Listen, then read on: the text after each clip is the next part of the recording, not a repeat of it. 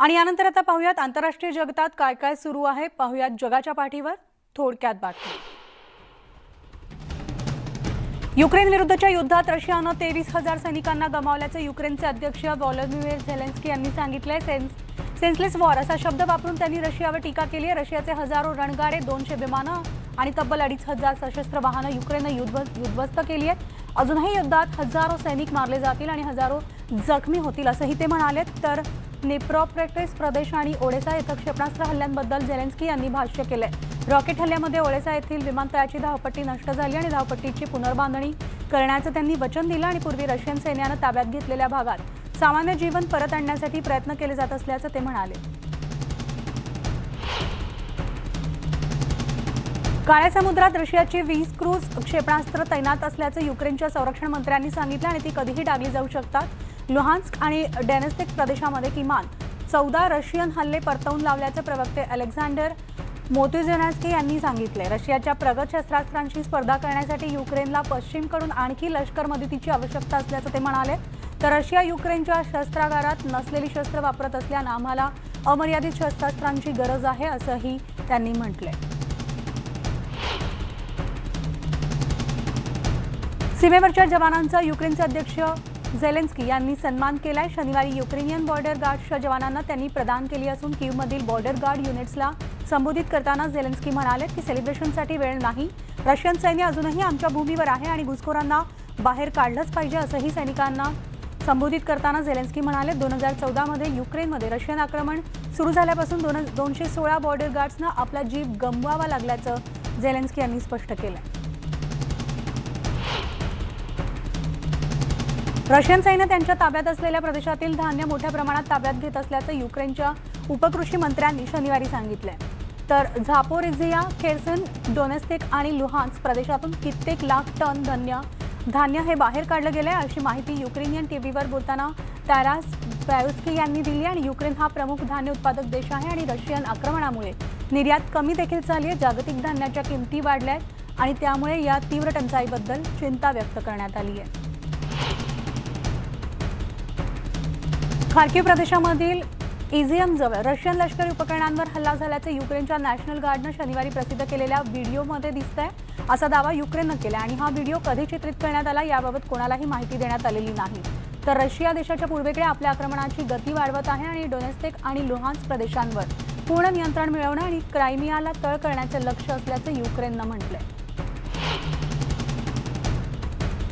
युक्रेनच्या पूर्व भागात डोनबासमध्ये रशियाचे हल्ले सुरूच आहेत। तर ब्राविन्कोवर देखील रशियानं हल्ला केला आणि रशियाच्या संभाव्य हल्ल्याच्या शक्यतेमुळे या भागात बंकर्सची तयारी सुरू आहे। तर डोनबासवर कब्जा मिळवण्यासाठी या भागात रशियानं लक्ष केंद्रित केलंय।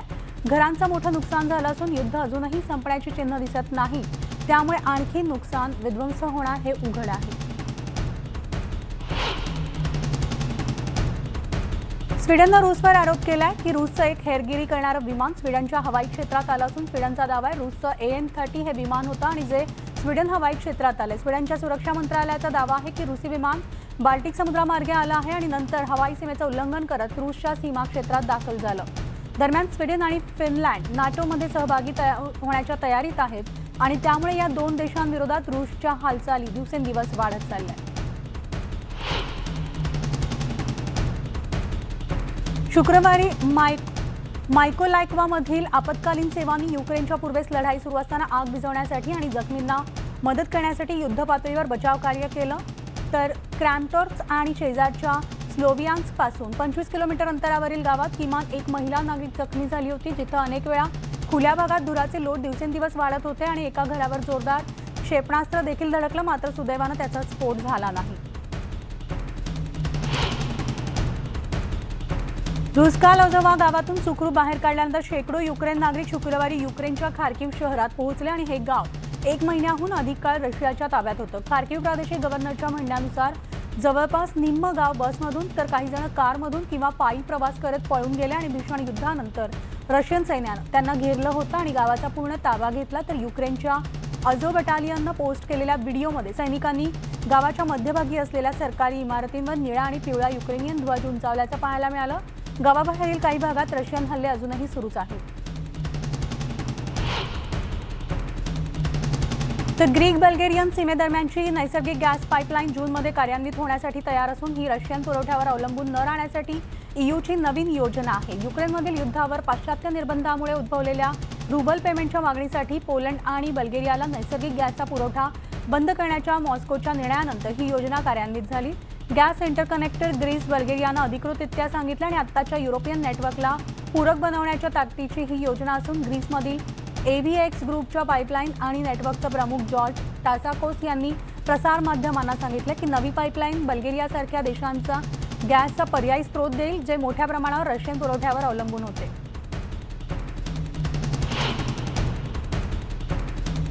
अझोव्स्टल स्टील प्लांटमध्ये अडकलेल्या युक्रेनियन सैनिकांच्या नातेवाईकांनी शनिवारी कीव्हमध्ये रॅली काढली आणि रशियन सैन्यानं वेढलेल्या मारियोपोलमधून आपल्या नातेवाईकांना सुखरूप बाहेर काढण्याचं आवाहन केलंय.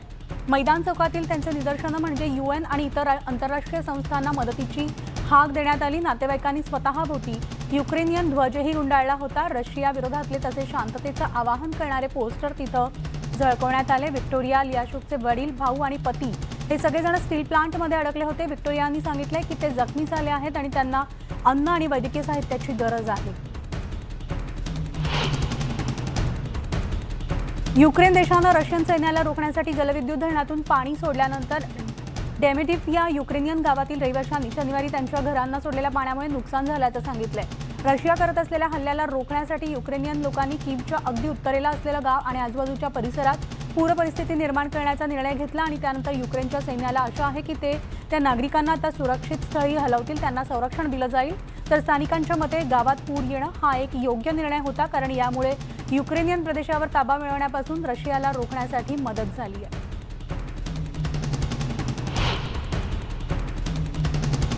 हॉलिवूड स्टार अँजेलिना जोलीनं शनिवारी युक्रेनमधील लीप राज्याला अचानक भेट दिली. तिने एका वैद्यकीय संस्थेला भेट दिली असून तिथे पाहणी देखील केली. तसंच कर्मचारी आणि स्थानिक अधिकाऱ्यांशी होत असलेल्या संघर्षाचा त्यांच्या जीवनावर कसा परिणाम होतोय हे जाणून घेतलं. लीप प्रादेशिक राज्य प्रशासनाच्या प्रमुखाच्या म्हणण्यानुसार तिनं क्रॅम्स्टोजवळ रेल्वे स्थानकावर रशियन क्षेपणास्त्र हल्ल्यामुळे तिथे अडकलेल्या मुलांची भेट घेत त्यांची विचारपूस देखील केली.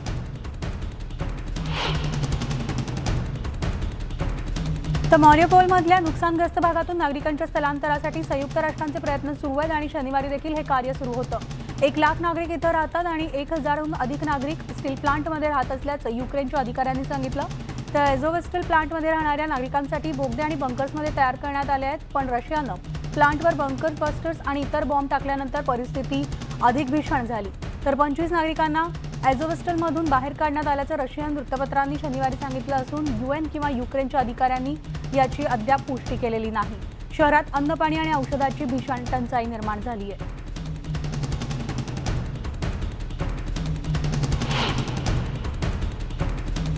स्टील प्लांटमध्ये हजारो नागरिक आणि 2000 सैनिक अडकल्याचा अंदाज आहे. तर संकटातून वाचवण्यासाठी नागरिक याचना करतायत. ज्या भागातून नागरिकांची सुटका करून बसमधून जाता येईल अशा भागात जोरदार गोळीबार करत मारियोपोलमधल्या निर्वासनाच्या प्रयत्नांना प्रतिबंधित केलं जात असल्याचा आरोप युक्रेननं रशियावर केलाय.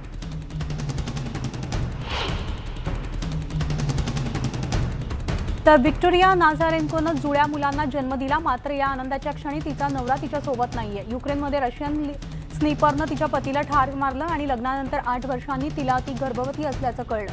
तर आम्ही आकाशात उडतोय असं वाटल्याचं व्हिक्टोरिया सांगते. युक्रेनमध्ये युद्धामुळे अनेक कुटुंब तुटली आहेत आणि त्यात आता व्हिक्टोरियाच्या कुटुंबाचाही समावेश आहे. व्हिक्टोरियाच्या आईवडिलांनी बोगदानाच्या मृत्यूची बातमी 3 आठवडे व्हिक्टोरियापासून लपवली होती. अखेर ही बातमी तिला कळल्यानंतर तिची प्रसूती लवकर झाली आणि तिने मॅक्फी आणि झाकारी या 2 मुलांना जन्म दिला आणि यानंतर आता व्हिक्टोरिया म्हणते, मुलं मला आठवण करून देतात की आपण जगत राहिलं पाहिजे. माझी मुलं माझी शक्ती आहेत.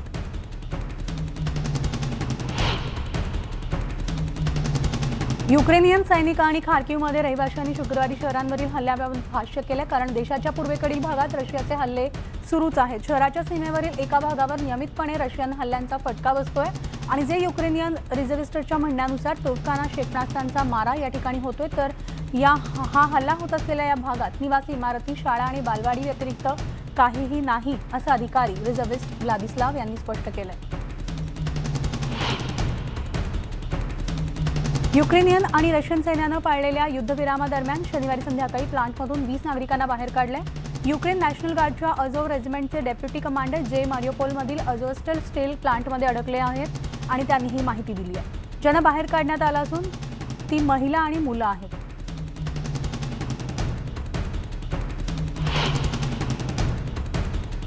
सुमारे 2000 युक्रेनियन नागरिक दक्षिणेकडील मारियोपोल शहरातल्या अझोव्स्टल प्लांटमध्ये लपले असून हवाई हल्ल्यांना तोंड देण्यासाठी सक्षम असणाऱ्या बंकर्समध्ये त्यांनी आश्रय घेतलाय. पण तिथं अन्न आणि पाणी औषधं संपल्यानं परिस्थिती अधिक भीषण झाली आहे. स्टील प्लांटमध्ये अडकलेल्या 2 सैनिकांच्या पत्नींनी प्रेसला ही बातमी दिली आणि व्हिडिओ दिले आहेत. त्या व्हिडिओमध्ये त्या जखमी दिसत आहेत. काहींच्या जखमा खुल्या आहेत. यातले काही जण जमिनीवर, खाटांवर किंवा तात्पुरत्या टाकलेल्या गाद्यांवर पडलेले आहेत. तर ते दिवसातून फक्त एकदाच अन्न जेवतायत आणि 4 लोकांमध्ये दिवसातून 1.5 लिटर पाणीच वाटून घेतायत. व्हिडिओमध्ये एक लष्करी भूलतज्ञ देखील दिसतात. अडकलेल्या नागरिकांसह जखमी सैनिकांना बाहेर काढण्याचं आवाहन त्यांनी केलं.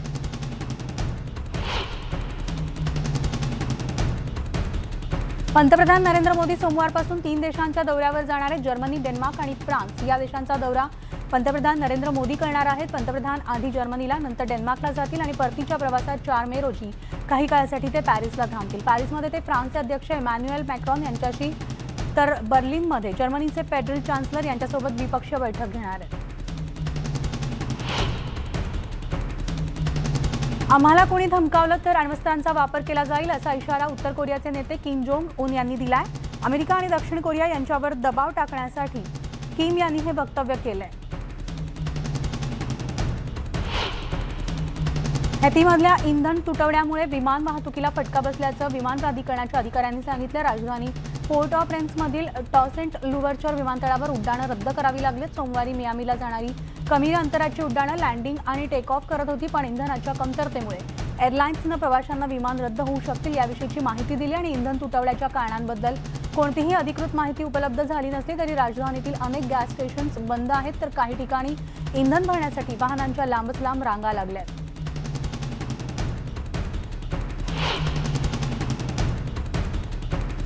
पहिल्या महायुद्धात लढलेल्या 17 बेपत्ता फ्रेंच सैनिकांच्या मृतदेहांचे अवशेष रविवारी फ्रेंच लष्करी अधिकाऱ्यांकडे सुपूर्द करण्यात आले आणि त्यांच्या मृत्यूच्या 100 वर्षांनंतर त्यांना अंतिम निरोप देण्यात आला. तुर्कस्तानच्या वायव्य कॅनाक्ले दीपकला प्रकल्पामधील किल्ले आणि आसपासच्या भागात नूतनीकरणादरम्यान हे अवशेष सापडले. फ्रान्सच्या संरक्षण मंत्रालयाचे कर्नल फिलिप बॉलन यांनी मातृभूमीचे रक्षण करण्यासाठी आलेल्या सैनिकांना श्रद्धांजली वाहिली आणि लढाईच्या 107व्या वर्धापन दिनानिमित्त समारंभ झाला, ज्यामध्ये फ्रेंच, ब्रिटिश आणि इतर सैनिकांचं स्मरण केलं.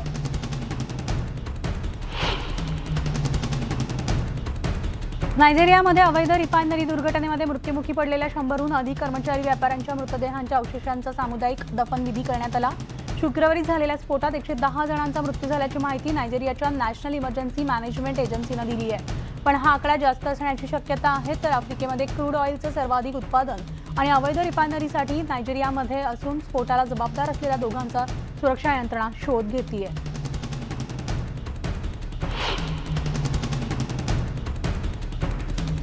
अॅरिझोनामधल्या बिस्बे येथील वणव्यावर नियंत्रण मिळवण्याचा प्रयत्न केला जातोय. जोरदार वाऱ्यामुळे आग आणखीच भडकते. तर म्यूल पर्वतावर लागलेल्या वणव्यामुळे परिसरातल्या नागरिकांना घरं रिकामी करण्याच्या सूचना देण्यात आल्यात. पश्चिमेकडच्या भागात वणव्यामुळे 225 चौरस मीटर परिसराची हानी झाली आणि त्यामुळे काही छोट्या गावांना देखील धोका निर्माण झालाय.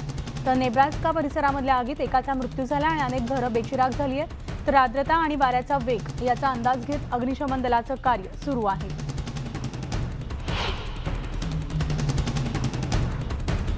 अमेरिकेमधील कॅन्ससच्या काही भागांमध्ये आलेल्या टोर्नाडो या संभाव्य चक्रीवादळामुळे अनेक इमारतींचं नुकसान झालंय.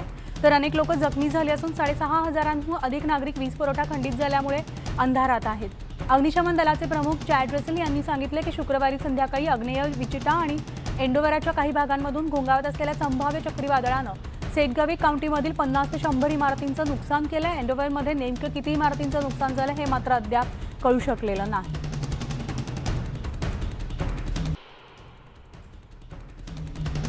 तर बाल्टिमोर रेव्हन्सने शुक्रवारी रात्री NFL ड्राफ्टच्या दुसऱ्या फेरीत डेव्हिड ओहवाची निवड केली आणि मोठ्या दुखापतीतून बरं होण्याच्या क्षमतेवर विश्वास ठेवला. तर बाल्टिमोरचे जनरल मॅनेजर एरिक डिकॉस्टा म्हणाले की ओहवा बाल्टिमोर रेव्हन्ससाठी कधी फिट होऊ शकेल या संदर्भात डॉक्टरांनी आशादायक माहिती दिली आणि या वर्षाच्या अखेरीसपर्यंत ओहावो पूर्णपणे फिट होऊन मैदानात उतरू शकेल असं डॉक्टरांनी सांगितलं आहे.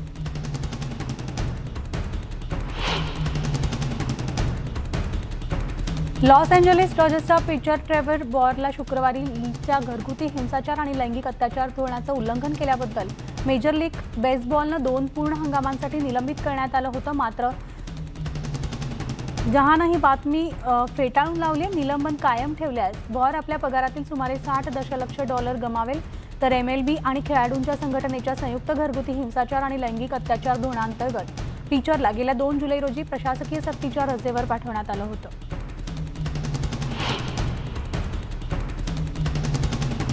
देशभरात गेल्या 24 तासांमध्ये 3,324 नव्या रुग्णांची नोंद झाली आहे. तर 2,876 जणांना डिस्चार्ज देण्यात आलाय. भारतातील कोरोना रुग्णांची संख्या 4,30,79,188 वर पोहोचली आणि सध्या देशभरात 19,092 कोरोना रुग्णांवर उपचार सुरू आहेत. 40 रुग्णांचा मृत्यू झाल्यानंतर कोरोना बळींची संख्या 5,23,843 वर गेली आहे. शांघायमध्ये 47 कोरोना बळींची नोंद झाल्याची माहिती स्थानिक प्रशासनानं रविवारी दिली आणि या 47 रुग्णांना ट्यूमर आणि व्याधींनी ग्रासलं होतं. यातल्या 3 कोरोना प्रतिबंधक लस घेतली होती. तर शनिवारी 9 पर्यंतच्या सुमारास उद्रेकाच्या काळात शांघायमध्ये एकूण 6,31,175 जण रुग्णांच्या संपर्कात आले होते. त्यांना अलग ठेवण्यात आले. तर एकूण 2,807 स्थानिक रुग्णांना शांघायमधील रुग्णालयातून घरी सोडण्यात आले. तर 13,605 लक्षणं नसलेल्या रुग्णांना क्वारंटाईनमधून बाहेर काढण्यात आले. शांघाय म्युनिसिपल हेल्थ कमिशनचे उपसंचालक जाओ दंडन यांनी ही माहिती दिली आहे.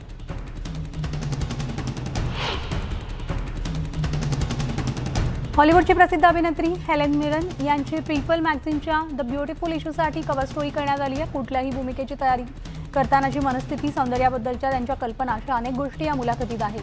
हेलेन मिरन 76 वर्षांच्या असून या वयात आपल्या या अंकासाठी विचार होईल अशी कल्पनाही मनात आली नसल्याचं त्या म्हणाल्या.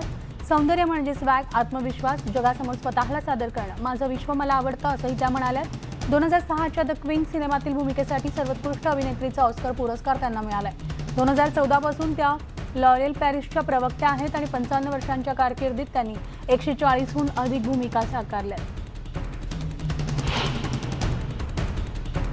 अवतार the way of the water हा सिनेमा प्रेक्षकांना नक्की आवडेल असा विश्वास जोए साल्दानं व्यक्त केलाय. लास वेगासमधील सिनेमॅकॉन इथं गुरुवारी स्टार ऑफ द इयरचा पुरस्कार तिला मिळाला. हा सिनेमा मंत्रमुग्ध करणारा आहे.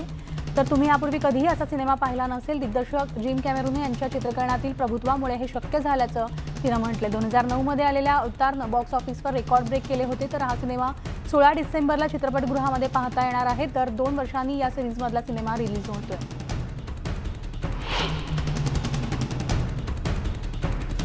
तर आपल्याला मुलगी झाल्याचं टीव्ही प्रेझेंटर अँडी कोहेन यांनी सोशल मीडियावर जाहीर केलं. लुसीचा जन्म न्यूयॉर्कमध्ये झाल्याचं त्यांनी म्हटलं आणि तिच्यासोबतचा फोटोही त्यांनी शेअर केलाय.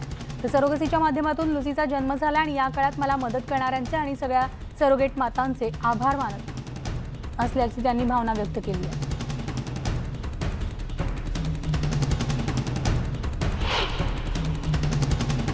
आणि यानंतर जगाच्या पाठीवर आमच्या बुलेटिनमध्ये वेळ झाली तेच थांबण्याची. ताज्या बातम्यांसाठी तुम्ही पाहत राहा न्यूज 18 लोकमत.